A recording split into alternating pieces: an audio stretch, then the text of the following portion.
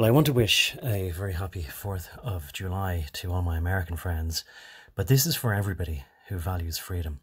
Last year I told you about somebody else who embodies the spirit of freedom, Papillon. But this year I want to tell you about somebody else. His name was John MacBride. He was an Irishman, but he lived in Paris for some of his life, and he fought in the South African War, known as the Boer War, or the Second Boer War, between 1899 and 1902. And he fought with some Irish Americans and some other Americans in a brigade led by Colonel John Blake. And he fought against nominally the British troops there. But of course, some of the British troops, you may not know this, were actually Irishmen. So you had a curious situation where some Irishmen were shooting at other Irishmen, but on different sides of the war.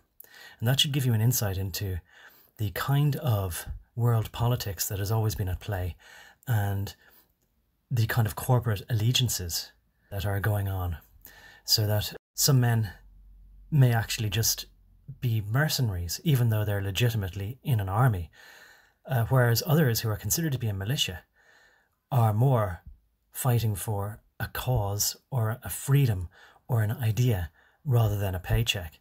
And so you start to wonder about who really is more noble and who really is more legitimate and who really is more honourably fighting for something and who really has done a service for their nation. Well, several years later, he's in Dublin for the wedding of his brother, and he's walking down Grafton Street early on Easter Monday, 1916, and he bumps into a friend of his, a soldier called Thomas MacDonagh, with his troops. And he says, "Oh, what are you doing?" And he basically says something like, "Get in, Major, we're doing a revolution." So he participates in the famous for Irish people Easter 1916 revolution, where they fought against the British troops for independence.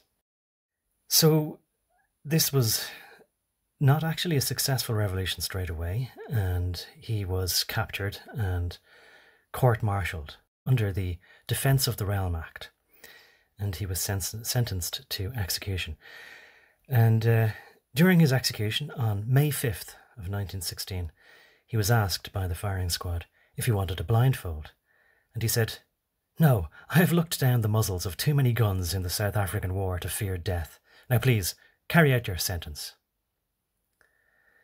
So death may indeed one day have dominion over all of us, but I hope when it comes for me, I will have the courage, like John MacBride, to look it in the face.